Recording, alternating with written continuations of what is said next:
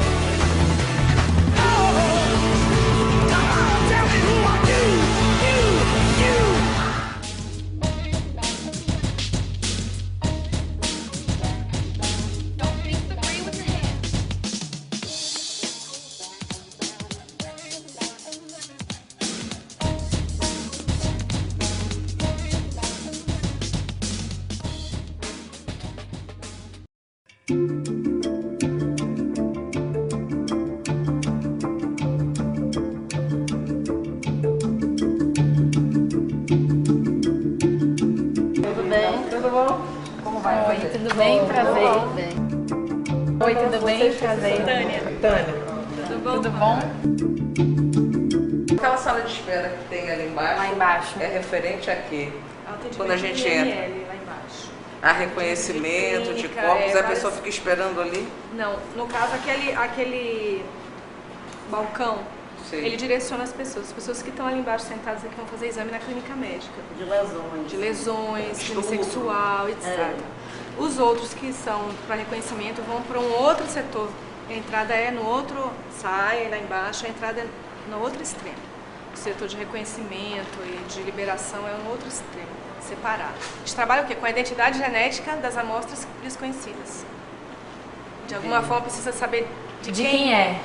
Entendi. Cada pessoa precisa enterrar o seu corpo, é isso, né? Como aconteceu quando E caíram aí, as com- torres gêmeas, que todo mundo ficou desesperado porque ninguém conseguia Identificar. achar Saber quem era quem. quem era quem no meio daquele caos, aquela coisa horrorosa, né? Então bora. E aqui identifica quem não é identificado. Quem não é identificado por impressão digital, quem não é identificado por arcada dentária, é identificado pelo DNA. Esse último, que a identificação foi Eles feita aqui. trouxeram pedaços de músculo e sangue das vítimas e sangue e mucosa oral dos supostos familiares. E aí a gente começou a trabalhar com todas as amostras. Só que à medida que eles iam identificando, aí a gente foi deixando e só trabalhamos efetivamente até o final com 2 indivíduos, porque eles esgotaram e não conseguiram identificar por nenhuma. E não conseguiram mesmo. E aí nós identificamos através do DNA. Ah, foi? Todos Por foram que trouxeram identificados. pra cá? Porque aqui é o único laboratório que Pernambuco tem. não tem Pernambuco laboratório. não tem. E a gente normalmente atende Nordeste. A gente atende Ah, Pernambuco, a gente atende Sergipe, a gente atende Rio Grande do Norte. Hoje mesmo tem peritos do Rio Grande do Norte aí trabalhando. Vieram trazer casos deles para fazer aqui, porque eles ainda não têm laboratório. Em que lugar está a Bahia em termos de tecnologia? Porque a gente sempre tem o hábito de pensar que Rio de Janeiro e São Paulo estão Bem no na apogeu da glória e a gente está aqui no Os começo da laboratórios de ladeira. DNA estaduais, eles têm os mesmos aparelhos, utilizam as mesmas metodologias. Então, empatamos. Analisam as mesmas regiões, sim, para vocês entenderem como é que é essa estrutura aqui. Então, o DPT é um departamento que tem 5 institutos. Tem o Instituto Médico Legal, tem o Instituto de Criminalística, tem o Instituto de Identificação Pedro Melo e tem a Diretoria do Interior. Então, as perícias são divididas. Dentro de cada instituto tem coordenações com especificidades. Então, por exemplo, questões do IML a gente não tem como responder, Entendi. entendeu? Então, o que é que a gente faz? O que é que o laboratório faz? Ele faz exames que são solicitados pelo IML, pelos coordenações de outro local, por exemplo, coordenação de crime contra a vida, solicita exame do laboratório, que pode ser um exame de tipagem sanguínea, um exame de genética, um exame de alcoolemia, um exame de toxicológico. Então, o material que é encaminhado pelo perito de local, por exemplo, ele vem dizendo quais os exames que ele precisa. Entendi. que Você sejam recebe feitos. esse... Aí Os institutos, tem um órgão então, central. são independentes, mas São intercomunicantes. independentes, mas Exato. intercomunicantes. Um Porque um solicita do requisita outro. do outro, exatamente. Aí quando chega aqui no plantão, a depender da solicitação, essa amostra é encaminhada para várias coordenações e são tiradas tipo requisições eletrônicas. Então cada coordenação tem a sua requisição, mas tem a visão de todos os exames que foram pedidos, porque uma mesma amostra pode passar por várias coordenações para fazer vários tipos de exame. E aí cada coordenação emite o seu laudo para o perito e ele vai concluir o trabalho dele com esses laudos e vai liberar o laudo dele com esses laudos anexos. Laudos que foram feitos em Para que ele pudesse ter setores as respostas, diferentes, para ele poder chegar a uma conclusão final. Isso. Cada laudo, vocês fecham um laudo aqui, outro técnico fecha no outro departamento, não. Na outra coordenação. Na outra coordenação. Tem algum tipo assim de conclusão ou os laudos eles são conclusivos em si mesmos? São conclusivos em si mesmo. Aí quem vai juntar essas informações para concluir o local é o perito do local, por exemplo. Perito do IML? Não, perito do local de crime, Ah, certo. que é Instituto de Criminalística. Que pertence aqui também. Pertence ao departamento. Exatamente. Ele que dá o laudo final. Então assim, vamos tentar fazer um passo a passo. isso Houve eu um quero- tiroteio, pum, caiu a pessoa lá morta no chão. O que Primeira coisa acontece que primeiro? vai acontecer, a polícia militar vai chegar lá Tá. e vai ser acionada uma delegacia que solicita uma perícia. Aí vai um delegado, vai o perito do local de crime. Lá o perito do local de crime, ele vai coletar... Todos os peritos ficam aqui. Eles não têm, por exemplo, um perito Em cada plantonista em delegacia. cada delegacia. Não, Todos os peritos ficam aqui. na polícia. Aí são solicitados, ele vai até o local do crime. Aí E aí? ele vai com um fotógrafo, né? E ele chega lá na cena do crime, essa cena é fotografada, e ele vai coletar as amostras que ele julga importantes para concluir o que aconteceu e solicitar Então, os exames. vou dar outra pausa aqui. Como é que as pessoas aqui lidam com o local do crime? Porque a impressão que a gente tem é que as pessoas andam como se não houvesse uma cena de crime a ser preservada, entendeu? As pessoas daqui As não. pessoas daqui não, as pessoas que estão ali Comunidade. ao redor, na órbita, que não são vocês. Isso muitas vezes acontece quando o local é aberto. E prejudica bastante, né? Bastante. Porque as pessoas que andam destroem algumas provas, que pisam. Então, quando encontrar uma pessoa morta no chão, não toque em nada perto. O certo é Aí assim, preservar. não toque nada no 90. Uma pessoa comum, que nem eu, tô andando na rua, vê uma pessoa morta, não faço nada, 190. Aí, ó, tem uma pessoa morta aqui. Aí os policiais militares Tá, vão voltando. preservar Aí chegou o perito, tirou foto, e coletou as tudo. amostras dele. Aí ele vai solicitar os exames do laboratório. Por exemplo, ele pode pedir um exame de comparação sanguínea, ele pode pedir um exame de identificação genética. Ele pede aqui pro laboratório. Ele pede para o laboratório. E aí essas solicitações com essas amostras são direcionadas para as coordenações e os exames vão sendo feitos e vão sendo remetidos para ele. Ah, tá. Entendi. Porque ele é quem vai contar a história do que Entendi. aconteceu ali.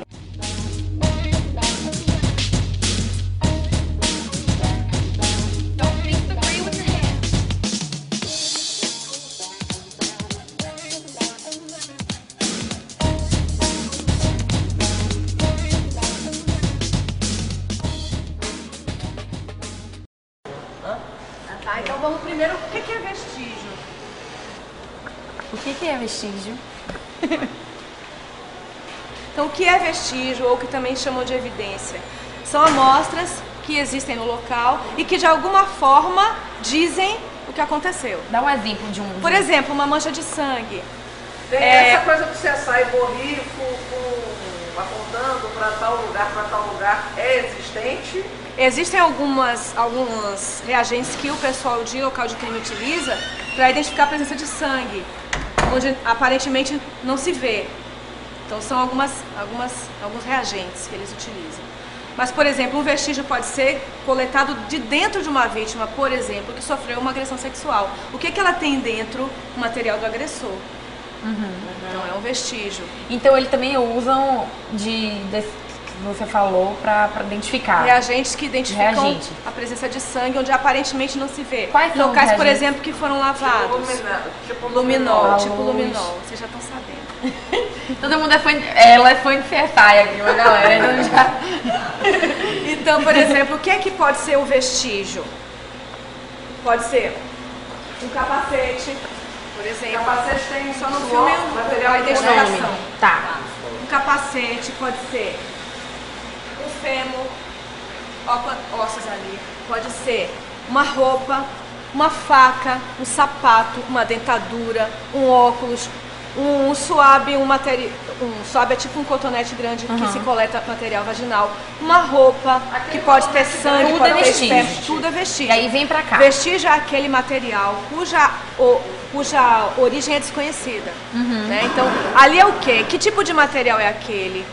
Né? A gente não... E todo material, por exemplo, um capacete pode ter alguma coisa pode ter, que ajude, pode né? ter suor do indivíduo que usou, pode ter mancha de sangue, pode ter uma série de coisas. Até o suor é possível identificar, é? Se esse suor contém células, onde tiver células tem DNA, então há uma possibilidade de identificação. Então, suor puramente não. Por exemplo, a gente recebe uma roupa, aí a gente fotografa aquela roupa e vai procurar naquela roupa uma mancha de sangue, uma mancha de esperma, aí a gente vai cortar um pedaço daquela roupa, vai tentar extrair amostras para trabalhar com essas amostras. E isso daqui é o quê? Isso aqui são ossos que foram pulverizados, pó de osso. Então com esse material, nesse estado, que a gente vai trabalhar para extrair o DNA daquele indivíduo a quem aquele osso pertenceu. Fica tudo guardado, depois que vocês examinam, fica tudo aqui? Todo o material examinado, se ele não é consumido, todo consumido, porque às vezes a gente precisa trabalhar com tudo que tem, não é suficiente, trabalha até gastar. Aí acabou. Se não acabou, todo o material ele é devolvido e parte é guardada como contraprova. Explica o que é contraprova. Contraprova ou contraperícia é uma amostra do material que a gente trabalhou, que permite, se houver um questionamento, ser trabalhada de novo.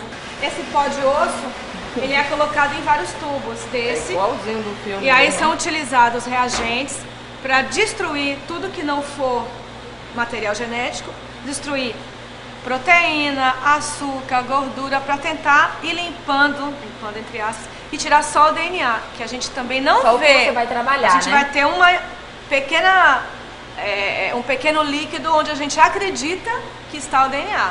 Porque como é molécula, a gente não vê. Aí a gente vai ter que trabalhar para revelar a presença desse material. Aqui é a sala que a gente vai fazer a extração. Então aqui a gente trabalhou o vestígio, pegou uma amostra, manejou, escolheu uma parte, pegou um pedacinho e vem para cá para trabalhar.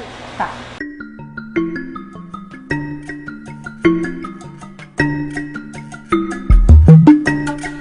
Esse, por exemplo, é um aparelho que a gente chama de triturador criogênico. O que é que ele vai fazer? Triturar ossos e dentes a baixíssimas temperaturas. Então a gente tem aqui um tanque de nitrogênio líquido que a gente coloca aqui, coloca o osso fragmentado ou o dente fragmentado em uma ampola que vai ficar aqui dentro, mergulhada num nitrogênio líquido, que chega até menos 180 graus. Aí esse material vai ser, essa ampola vai bater com esse osso várias vezes na parede, numa temperatura baixíssima, espatifa até chegar naquele pó. Ah, tá. Para que a gente possa triturar para virar o pó. Exatamente. Para poder ser examinado. Isso, exatamente. O osso ele é cortado nessa capela, com um aparelho semelhante ao que os dentistas utilizam. Então ele precisa ser cortado em pedaços pequenos para ser colocado nessa ampola. Nessa outra capela que a gente coloca os tubinhos com o pó, né? E vai colocar os reagentes para que faça aquele processo que eu te falei. Tirar o que é proteína, tirar o que é gordura, limpeza, tirar o que é vamos dizer açúcar assim, para sobrar o DNA. O DNA para que seja trabalhado. Então, por exemplo, esse material chega, ele é colocado no banho-maria com os reagentes e fica aí de um dia para o outro, para esse processo ir lentamente sendo feito. Para esse processo todo se finalizar? Quando é osso, a gente, para terminar o exame todo, leva uns 3 dias.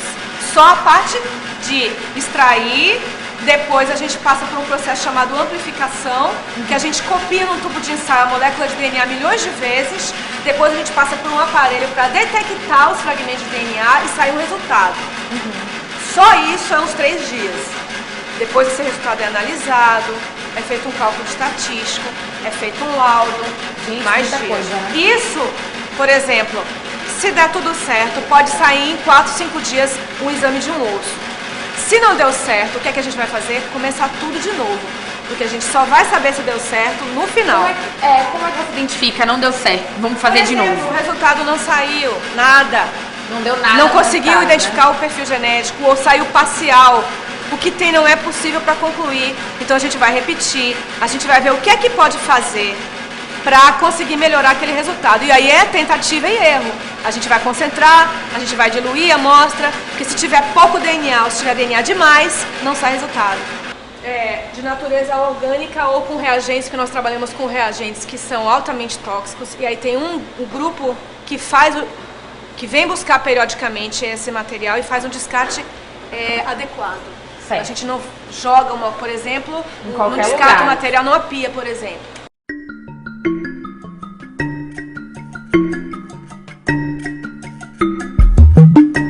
Aqui é a sala de coleta. Então lá a gente falou de quê? Falou de vestígio.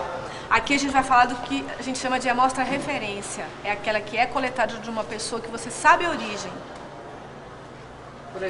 Por exemplo, um casal que vem coletar material para identificar um possível filho de um corpo que foi encontrado. Um indivíduo que é suspeito de ter cometido um estupro. Um indivíduo que é suspeito de ter cometido um homicídio. Uma vítima. Então, vem material recolhido deste indivíduo. É um material referência. Então aqui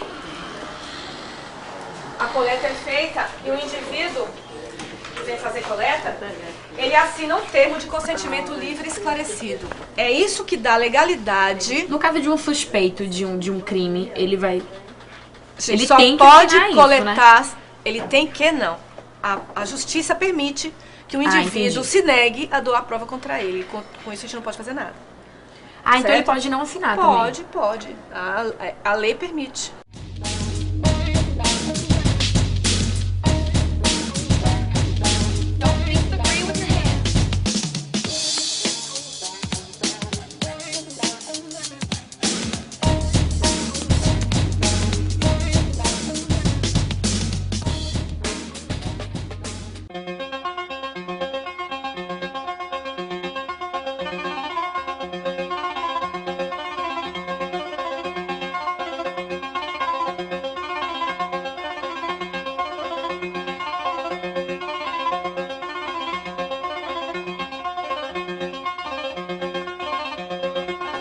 A perita está trabalhando e está fazendo um exame para caso de crime sexual. Pesquisa de espermatozoides, pesquisa de PSA, que é uma enzima liberada na ejaculação, mesmo que o indivíduo não tenha espermatozoides. Porque é um indicativo de uma relação sexual ou de uma violência sexual. Certo? Entendi. Então aqui são feitas essas análises. Ela está analisando isso aqui, né? Analisando isso. Um espermatozoide, é isso? Isso aqui é o que a gente chama de SUAB. É um material que foi coletado de alguma vítima. Por favor, não filmem o nome de ninguém, tá? Não, claro. Coletado de alguma vítima. Por um cotonete grande que você falou, exatamente. Né? Então a vítima, ela foi agredida, ela sofreu um estupro. Primeira coisa, ela procura uma delegacia que encaminha com uma guia para o IML. O médico coleta material e manda para cá, para cima. Que é esse daqui. Solicita pesquisa de espermatozoide, pesquisa de PSA e DNA. E aí a gente fica na dependência do delegado encaminhar um suspeito para a gente fazer o exame de DNA. Mas a pesquisa de espermatozoide e PSA sai independente. Mas com a implantação do banco de perfil genético, essas amostras também serão trabalhadas.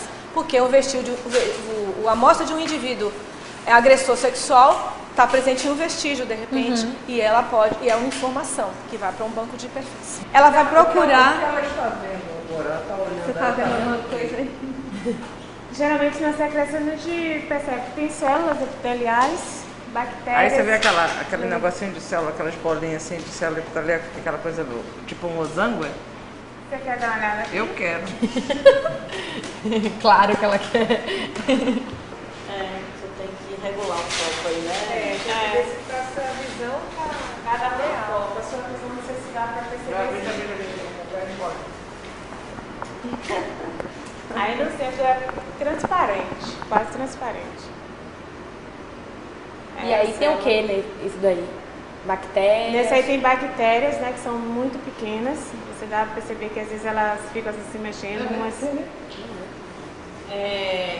leveduras, que são fungos, que são comuns. Abre os dois, senão você não enxerga.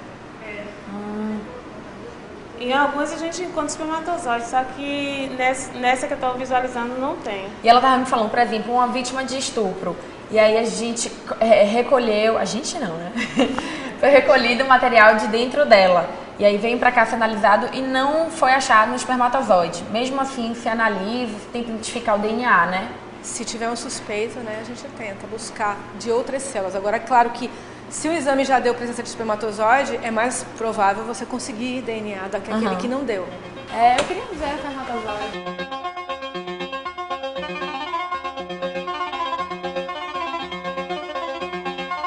Os robôs fazem mecanicamente a colocação de reagentes em tubos e agitação e tudo que a gente fazia manual, eles fazem ao mesmo tempo de 100, 200 amostras. Então, enquanto o robô está fazendo isso, o perito está fazendo outra coisa. Existe alguma expectativa desse robô chegar? Sim, existe. Nós estamos pedindo, tem projeto e a gente acredita que eles vão ser adquiridos rapidamente. A gente também, porque a gente quer filmar esse robô. Porque para a gente atender ao banco de perfis genéticos, a gente tem que alimentar com muitas amostras.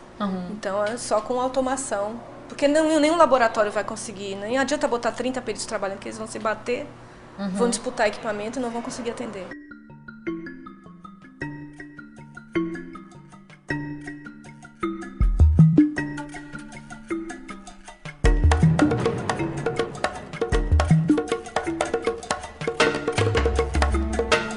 A gente tem um fluxo, a gente não volta para lá, dessa sala para lá.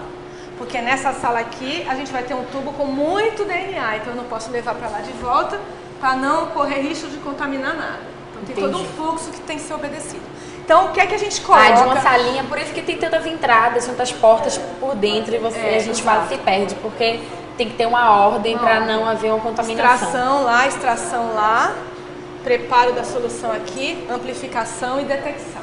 Aqui tá, esse computador está mostrando a corrida que está acontecendo nesse aparelho. A corrida, na verdade... O material é colocado ali, neste aparelho. E aí que vai acontecer? Computador, a gente faz uma leitura. Em cada tubinho, eu tenho uma quantidade de DNA que eu vou colocar ali numa placa dentro de pocinho. Então, eu tenho o que ali? Um monte de pedacinhos de DNA, correto? Então, a gente não falou que o DNA tem uma carga negativa. Aí, ele vai migrar por um capilar, por um tubo muito fininho, como se fosse um fio de cabelo. Um pouquinho mais grosso. Eles vão migrar. E quando eles migram, o laser vai detectando o tamanho dos pedacinhos pela luz que eles emitem nas soluções que foram colocadas. E tudo isso para identificar uma coisinha, né? Já viu que não é tão simples. Fica aqui uma semana só para fazer isso, mais ou menos, não fica? Sim. Só para se não tiver que repetir, viu? É comum repetir? Sim. É mais comum repetir ou fazer de primeira? Vestígio. E repetir não é só repetir o mesmo procedimento. É repetir, tenta com um kit para analisar uma região. Não deu certo, tenta com outro. Concentra, dilui. Até chegar, ou até a gente ter tentado tudo que tinha, tudo que era possível e não conseguiu obter perfil. Aí a gente tem a tranquilidade de liberar um laudo dizendo que não foi possível obter. Quanto mais rápido a amostra chegar aqui, melhor, né? Por exemplo, aconteceu um acidente. E aí, quanto mais rápido essa amostra chegar até aqui, ela foi recolhida, chegar até aqui, mais fácil será pra esses casos, geralmente, vocês. isso acontece, chegam rápido. Mas o problema, por exemplo, quando você descobre um corpo enterrado há meses. Entendi. Entendeu? Na ocultação de cadáver, alguma coisa assim. Nesses casos é que complica. Ou então situações em que você tem pouca amostra mesmo. Tipo, o perito de local de crime achou poucos vestígios ali naquela cena. Então ainda nem questão de velocidade, é questão de pouco material mesmo. E isso pode atrapalhar. Gêmeo é igualzinho mesmo? É igualzinho. Se for univitalino, é clone. Clone, totalmente os perfis igual. são iguais? São iguais. Eles vieram do mesmo zigoto. Aí nesse caso dos gêmeos, A digital é diferente. digital é muito importante, que vai diferenciar. Tá.